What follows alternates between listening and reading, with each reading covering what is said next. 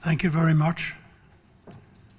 Distinguished guests, ladies and gentlemen, by all statistical measures, I should not be here today,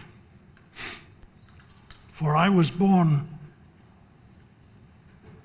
with a congenital condition that once resulted in the mortality of more than 99.5%. My congenital condition was that I was a Jewish child in Poland. And yes, you heard correctly. The likelihood of a Jewish child surviving the German occupation in Poland was less than 0.5%.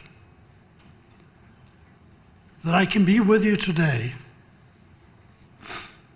is thanks to my parents' courage and foresight in letting me go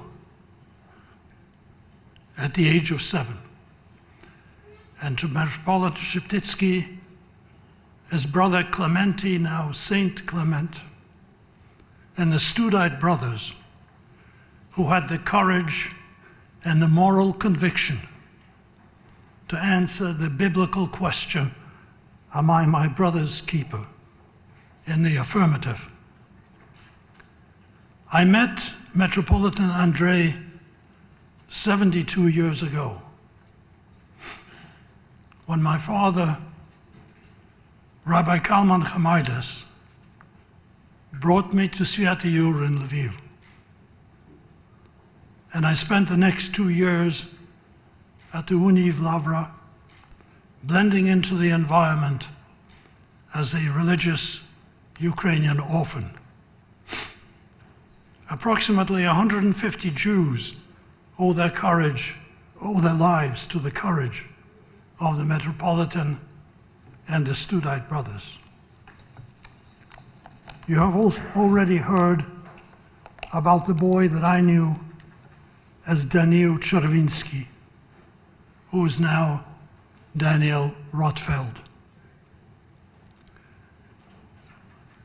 You know about Oded from the film that you just saw.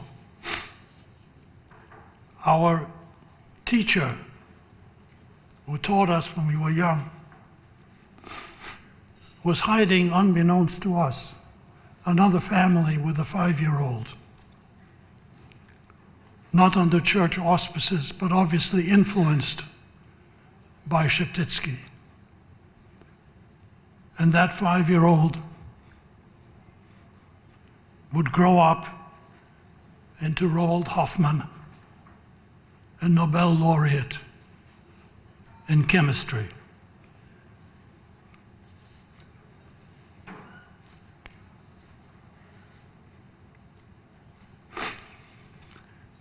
Every time I mention the accomplishments of this small group of people, I wonder what other contributions could have been made by 1.5 million children who were not permitted to survive. Last year on this occasion, I quoted from a remarkable letter that my father wrote to Metropolitan Sheptytsky on October the 26th, 1942. Only a few weeks before, he had entrusted his 2 sons to the safety of the church. And 2 months later, he would die.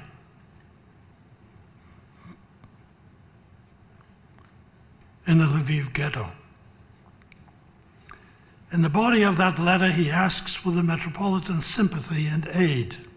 Quote, not only because of an inborn instinct for self-preservation, common to all of us, but also from a firm faith and hope that in the future we might have an opportunity to work for the welfare of humanity and for a world united in faith in the spirit of that immortal doctrine which reconciles and liberates all people, love of one's fellow man. We want to participate in the establishment of a large, sublime dome of love under which all people of goodwill will find a place. May you soon help us to outlast this world of conflagration, so that we, as God's faithful servants and executors of His will on earth, may be allowed to greet the approaching dawn of a refined humanity in community with the faithful." Unquote. My father's words are the essence of the mission of the Ukrainian-Jewish encounter, which together with the Jewish Confederation of Ukraine are to be commended on establishing the Sheptytsky Medal. And I offer my sincere congratulations to Mr. Victor Pinchuk, this year's honoree.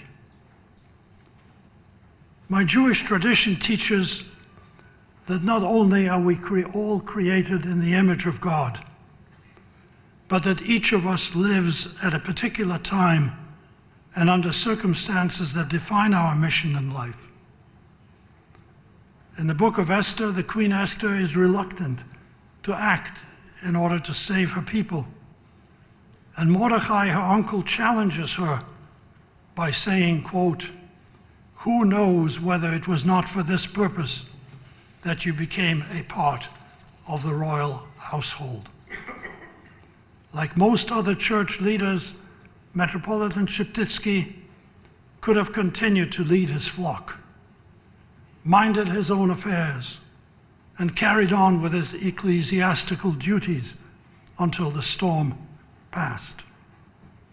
But an inner voice must have asked him, "Who knows whether it was not for this purpose that you are the head of the church at this time?"